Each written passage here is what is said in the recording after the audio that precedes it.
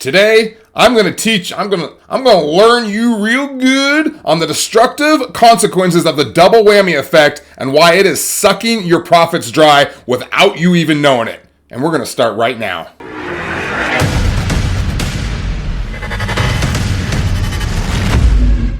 Hey, what's going on? Dave Allred, the Real Barman here from barpatrol.net. If this is your first time here, make sure to subscribe and hit that little bell so you and I can be stuck together forever and ever like gum and hair.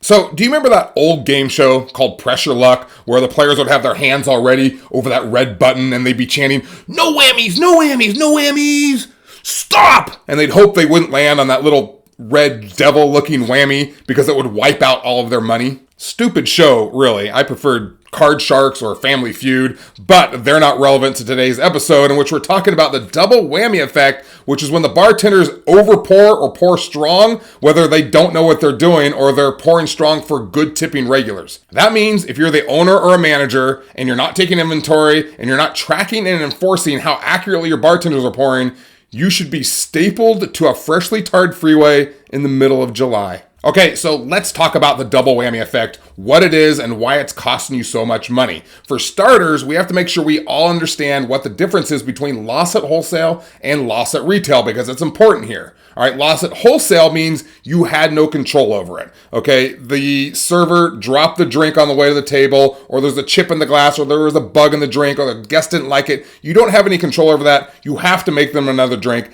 That's a loss at wholesale. Loss at retail is when the drink could have been sold, but the bartender gave it away or he overpoured it, so that potential revenue that could have come in is now lost. All right, in the case of like a Ketel One soda, Ketel One might cost you as a bar owner $1.50 wholesale per shot, but if the bartender could have sold it and they gave it away, that's $8 a shot. Now you've lost $8 in potential revenue. That's loss at retail. So let's do an example. All right, it's Friday night. I'm heading home. And I plan on having 4 drinks. That's about my limit before I start dancing badly, and nobody wants to see that. All right, so I sit down at the bar and I say, "Hey, Johnny, give me a Ketel One soda." And he says, "Hey, sure thing, Mr. Dave." And, Johnny likes me, right? I'm a good tipper, of course. I'm a good guy. So instead of pouring me the normal 1.5 ounce shot, which is standard, he pours me 3 ounces. So I take a sip. Whew! Strong! Just like I like it. However, it's so strong that it takes me 30 minutes to get it down. I'm sitting here forever sipping on it. Finally, I eventually get it down. Here comes Johnny. He says, "Hey, Mr. Dave, you want another one?" I say, "Okay, sure, I'll have another one." Now he pours me another 3 ounces. So we've now overpoured 2 shots. And based on our early example, you've now lost $3 at wholesale, but this loss could have been prevented. So it's actually a loss of $16 at retail because they could have been sold to someone else. But hold your britches there, toots. That's only one whammy. We're looking for the double whammy. And it happens when I eventually finish my second drink and I'm sitting there. Here comes Johnny. "Hey, Mr. Dave, you want another one?"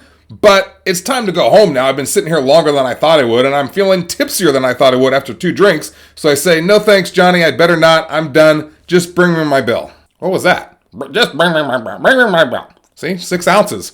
I can't do it. I'm slurring. Let's continue. So now the 4 drinks that I usually have has been cut in half down to 2 drinks. So now my bill is only $16 instead of $32, which I was planning to spend. So now as an owner, I lost $16 on the front end because the bartender overpoured 2 shots, whammy. And then I lost another $16 on the back end because now the guests aren't ordering as much as they usually do. Double whammy. Now, I can hear you through the screen right now. You're saying, "Dave, no way, man. People love strong drinks, man. If I knew about that bar, I'd be going there every night and I'd still have my 4 drinks. All right, fair enough. But now the bar has a liability issue on their hands because you're going to drink your 4 drinks no matter what. Now you've had doubles. You try to go out and drive and you get killed. Dare I say, triple whammy. And the truth is, no matter how cool you think it is to get strong drinks, the majority of the population is going to be slowed way down by those strong drinks, and your sales are going to be negatively impacted. All right, think about it. We all know why they have pretzels and bar snacks and the popcorn machine in the bar, right?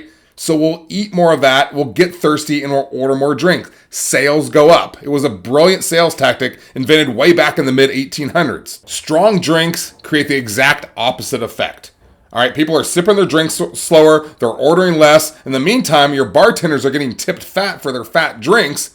If that doesn't piss you off, then you shouldn't be involved in running a business. No whammies, no whammies, no whammies. Stop letting your bartenders run wild and do whatever they please. You need to get a good inventory system in place and track what they're doing. You don't even have to take a full inventory. You can spot check in 10 minutes, pick out 5 or 10 of your highest sellers, count them before and after Johnny's shift, and you can see exactly how he's pouring. 10 minutes, thousands of dollars saved. It's that simple. Don't press your luck. All right, erase the double whammy effect from your bar forever. And that's going to do it for today's lesson. I really appreciate you being here. Visit us at barpatrol.net for more tips, tricks, and resources on running a better bar and restaurant. If you have any comments, you can list them down below this video. Let them fly. I'm going to see you next time. I'm out.